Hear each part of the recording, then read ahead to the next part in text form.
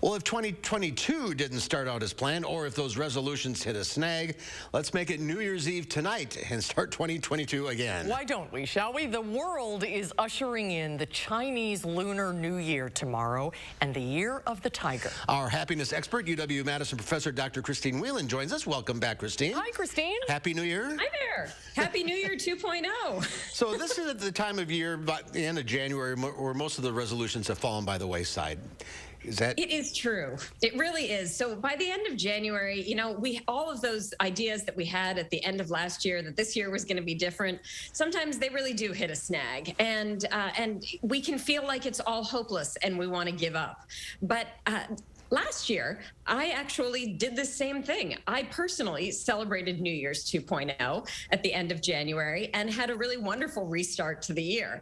And so I wanted to bring that to everybody right now. So whether you celebrate Chinese New Year, the Lunar New Year, or whether you celebrated a month ago, if things didn't go as planned in the month of January, let's try it again. Why not? Why not? Who doesn't love a do-over? I know you always like to come up with a word for the year. Have you picked a word for 2022? So last year, the word of the year really was languishing, right? You know, it was a very tough year for so many of us and so many reasons.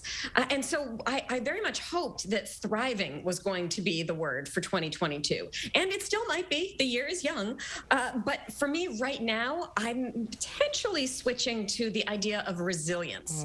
Because what resilience means is that when times are tough, we have the strength, we learn the lessons that we need to learn to carry on and continue, and to actually even continue with more strength and more well-being because of the difficulties that we've had. So I'm hoping now that 2022 will be a year of resilience for us all. Is there a difference between optimism and hope? Yeah. So this is the thing. When we think about the year ahead, sometimes we say, oh, I hope everything is going to go well. Well, hope is just a belief, right? So hope is a belief that things are going to, see, now I've gotten myself all confused. Optimism is this idea, is the belief that things are going to just turn out all right. Hope is the idea that you're going to take action and make it happen.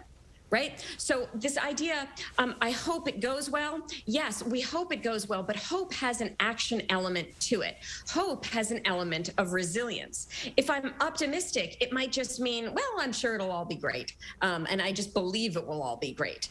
But as we look toward the Year of the Tiger, a very strong animal, I think really we're about hope and action and resilience, not just a sort of throwaway line that, you know, maybe it'll be good. Well, it's one thing to talk about these things. It's another thing to kind of work them out on paper. And you have some great resources on your website where people can actually do worksheets that can help them figure out what their goals and dreams are. And if it's New Year's Eve, we might as well start all over. Tell people where they can find those things. Absolutely. So on ChristineWhelan.com, you can download free purpose statements, and you can download them as daily purpose statements or even one for the year ahead. So really asking what matters most to you and why does it matter? What are your strengths and your values? And that can help you have that energy to continue on, right? Because when we want to take action, it can be difficult at times. And I think now we're really being called to be resilient. That is a community thing as well. So my hope for everybody who may have had a little bit of a rocky start to 2022 is that we can sort of, you know, pick ourselves up, be resilient, and start all over again. Good word. New Year's 2.0. I like that. Christine, thanks for being with us. Great advice as always. Great to see you, Christine. Good to see you too.